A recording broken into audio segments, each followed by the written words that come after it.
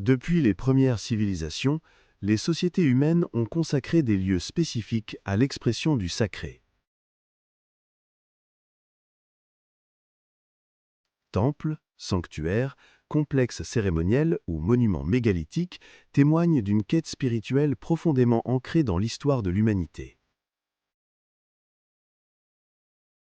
À travers le monde, ces sites religieux et spirituels se distinguent par leur implantation, souvent choisie avec une précision remarquable. Sommets montagneux, déserts isolés, grottes profondes ou points d'alignement astronomique.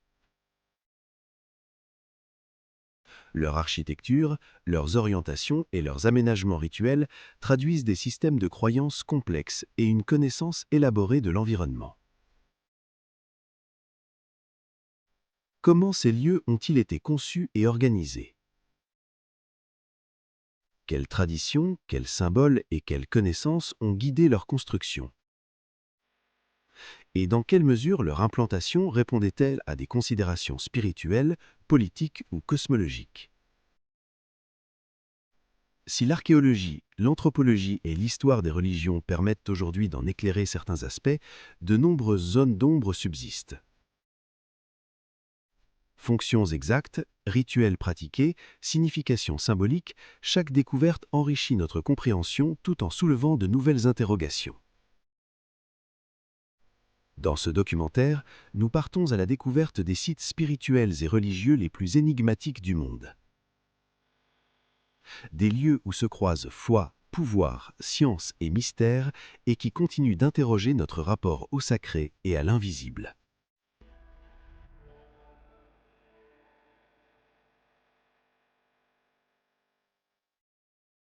Accroché à une falaise, ce monastère semble défier l'accès humain.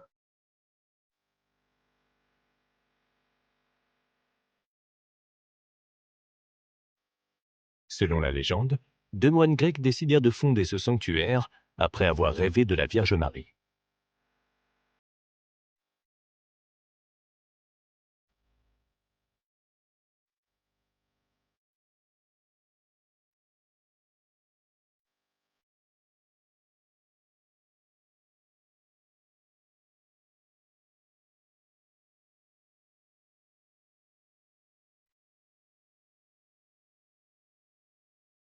Le site aura été choisi après qu'ils eurent aperçu une image miraculeuse de la Vierge apparaissant sur un rocher.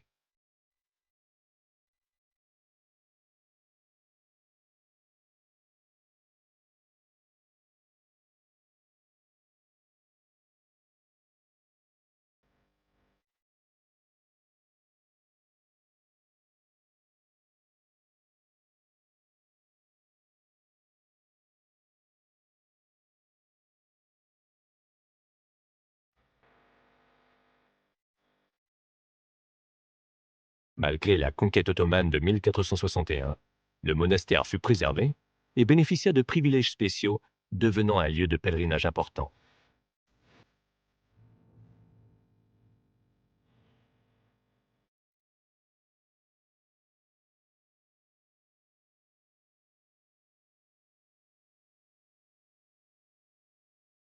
Église du Tigré, Éthiopie.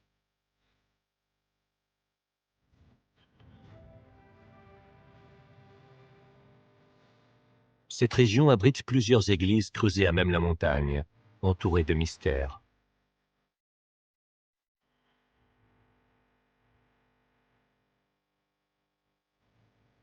Au fil des siècles, l'Éthiopie a résisté aux invasions de forces étrangères, notamment celles d'armées islamiques et européennes.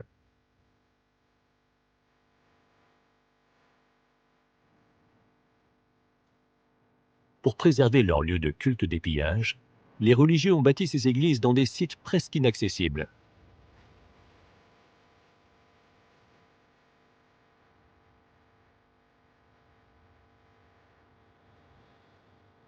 Parmi elles, Abuna Yemata défie les hauteurs.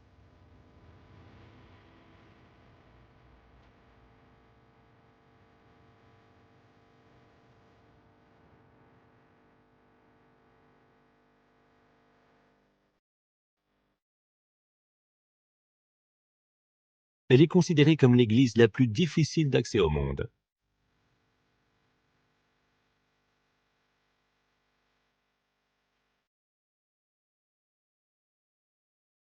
Fondés au 5e siècle par Abuna Yemata, l'un des 9 saints qui introduisirent le christianisme en Éthiopie.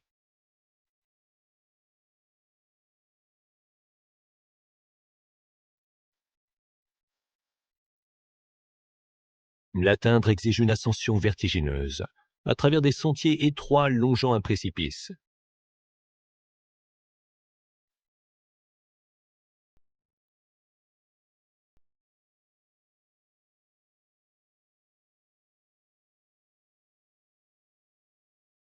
Les murs et la voûte sont ornés de fresques du XVe siècle, illustrant des scènes bibliques et des figures de saints.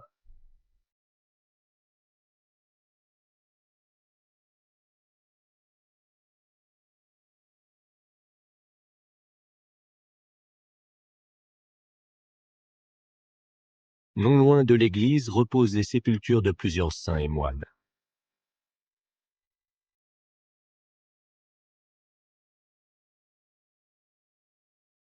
Rocamadour, France. Ce village hors du commun est perché à flanc de falaise. Ses habitations et ses sanctuaires semblant fusionner avec la roche.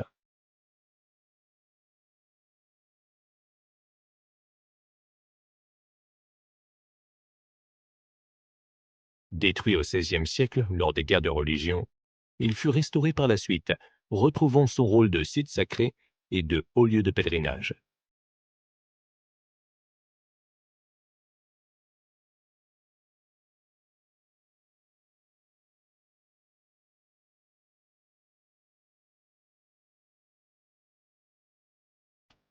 Selon la légende, son nom provient de saint Amadour, un ermite dont la sépulture fut découverte intacte des siècles après sa mort.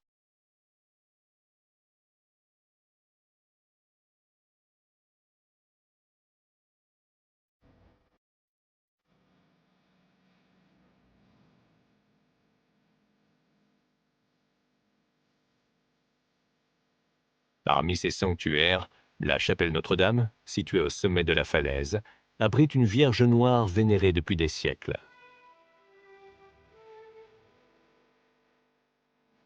Mur des Lamentations, Israël. Vestige du second temple de Jérusalem, ce mur est tout ce qui subsiste après sa destruction par les Romains en l'an 70.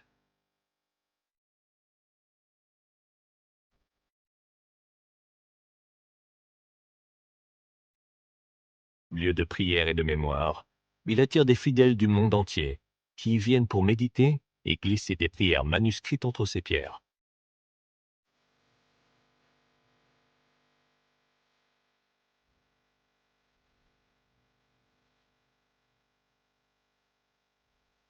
Ces messages, placés dans les interstices, sont collectés 2 fois par an et enterrés sur le mont des Oliviers.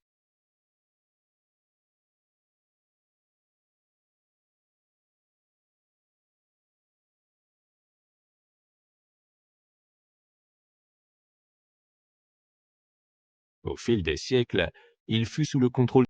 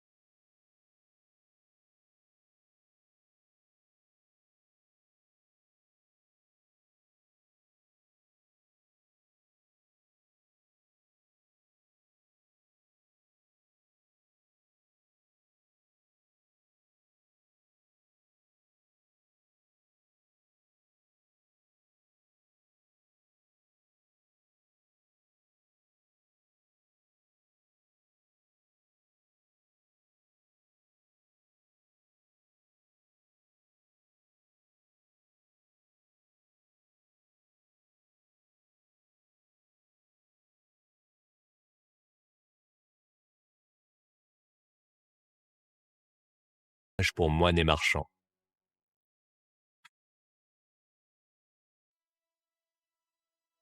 En 2001, les talibans détruisirent ces statues monumentales à l'aide d'explosifs, les considérant comme des idoles interdites.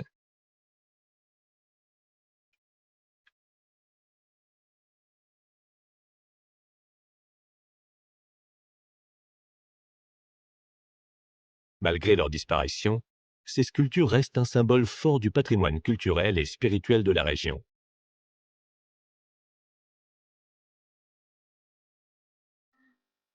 Autour des niches où se dressaient les Bouddhas, des centaines de grottes creusées dans la roche servaient de monastères bouddhistes.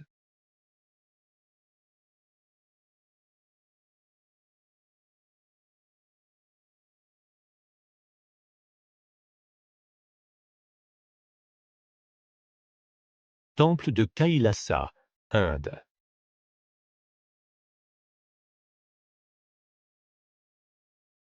Taillé à même la roche, ce sanctuaire se trouve au cœur des grottes d'Ellora et remonte au 8e siècle.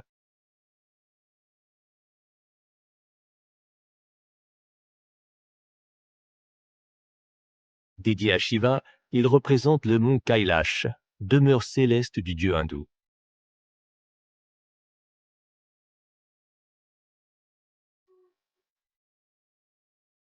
Sa construction nécessita l'extraction de centaines de milliers de tonnes de pierre, un exploit qui laisse perplexes les spécialistes au regard des moyens de l'époque.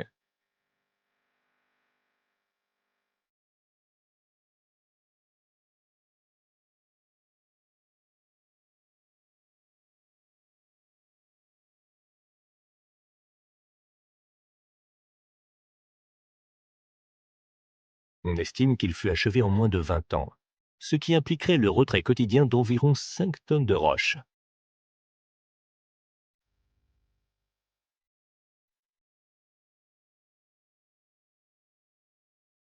L'église de l'Arche d'Alliance, Éthiopie.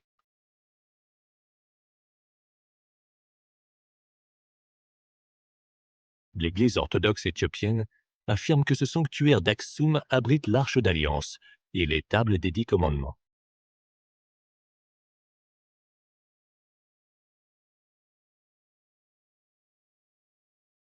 D'après la légende, la reine de Saba quitta Aksum pour rencontrer le roi Salomon à Jérusalem, fascinée par sa sagesse.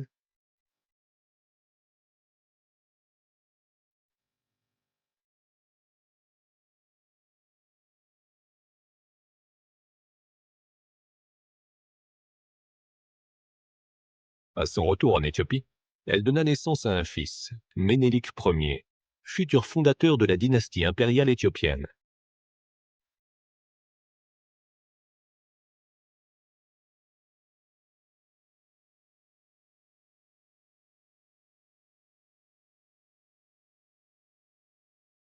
Parvenu à l'âge adulte, Ménélik entreprit un voyage vers Jérusalem afin de rencontrer son père, le roi Salomon.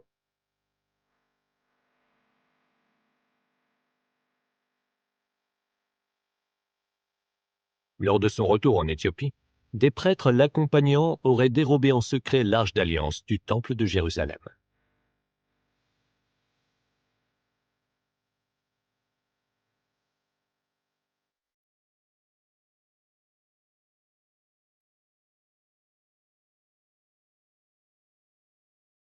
On raconte que l'arche fut transportée jusqu'à Aksum, où elle reposerait depuis des siècles dans l'église Sainte-Marie de Sion.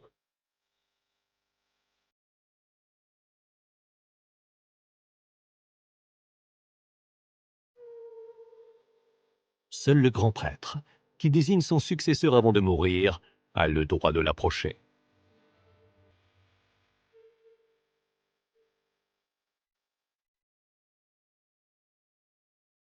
Fatima, Portugal.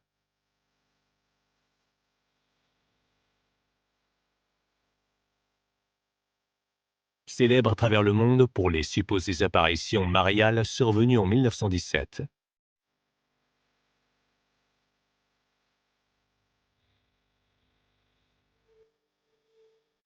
3 jeunes bergers alléguèrent avoir vu la Vierge Marie se manifester au-dessus d'un petit chêne vert, chaque 13 du mois, de mai à octobre.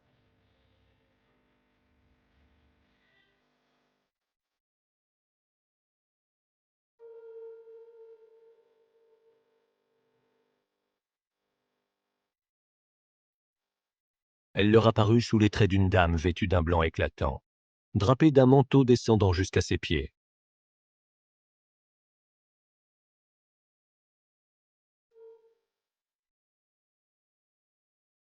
Mais les événements de Fatima ne s'arrêtent pas là. Le 13 octobre 1917, une foule immense se rassembla dans l'attente du signe annoncé.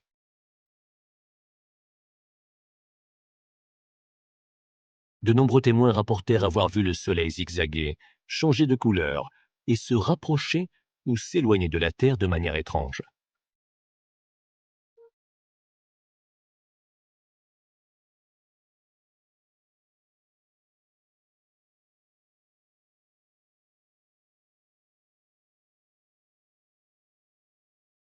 Pour l'Église, ce phénomène fut un miracle. D'autres y voient un effet d'optique, une suggestion collective, voire un événement d'origine extraterrestre.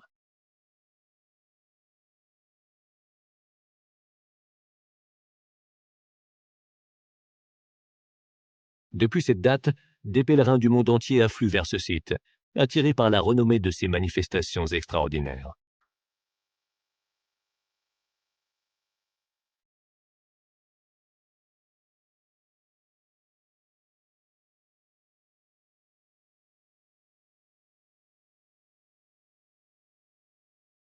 Monastère de Montserrat, Espagne.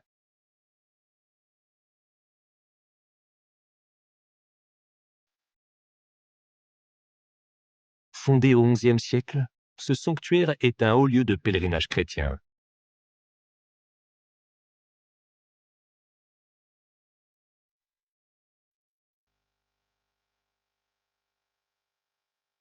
Il se dresse sur une terrasse naturelle au cœur de la montagne, entouré de formations rocheuses emblématiques de la région.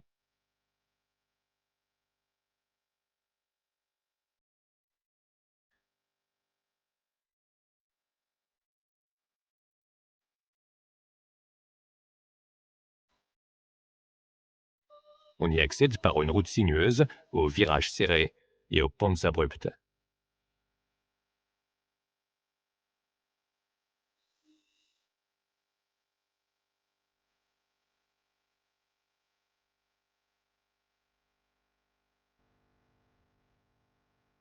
Cependant, il est aussi possible d'y parvenir par téléphérique ou via un train à crémaillère.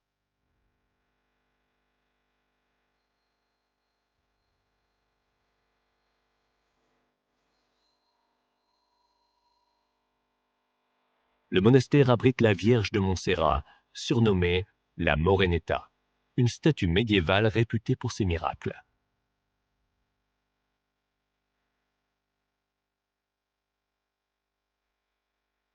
Selon la légende, les chevaliers du Temple, gardiens présumés du Saint Graal, auraient choisi cet endroit reculé pour le dissimuler.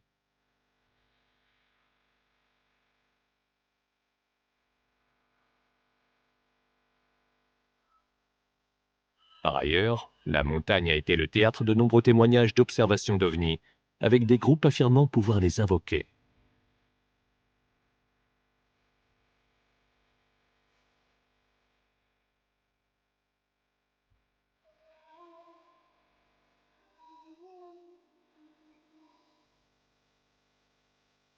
Temple de Gantija, Malte.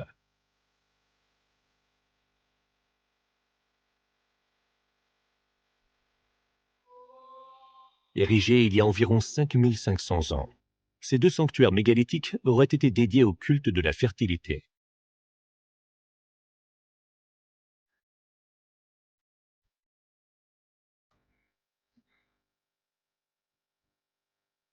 Un millénaire après leur construction, la civilisation qui les avait bâtis disparut brusquement.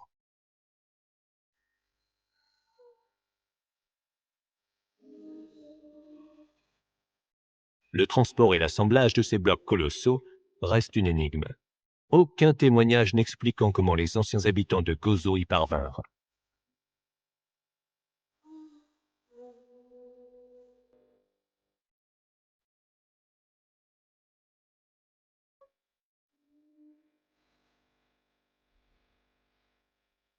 Le nom Gantija, qui signifie géant en maltais, reflète la croyance populaire selon laquelle ces structures furent érigées par des êtres surhumains.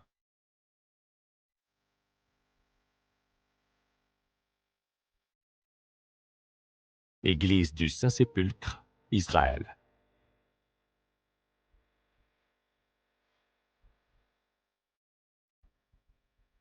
Aussi appelée Église de la Résurrection par les chrétiens orientaux, elle se situe dans le quartier chrétien de la vieille ville de Jérusalem.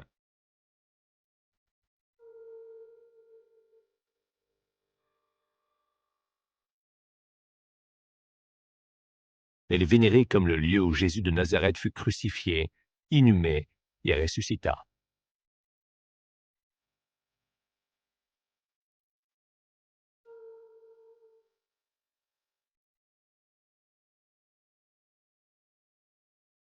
Dès l'entrée, la pierre de l'onction marque l'endroit où son corps aurait été préparé pour la sépulture.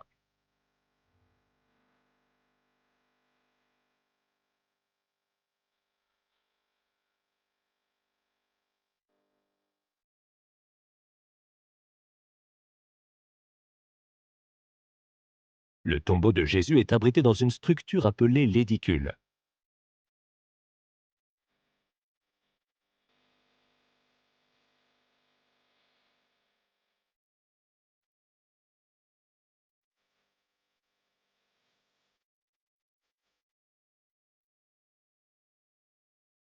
La construction initiale débute en 326, sous l'impulsion de l'empereur Constantin le Grand, après l'identification des lieux saints.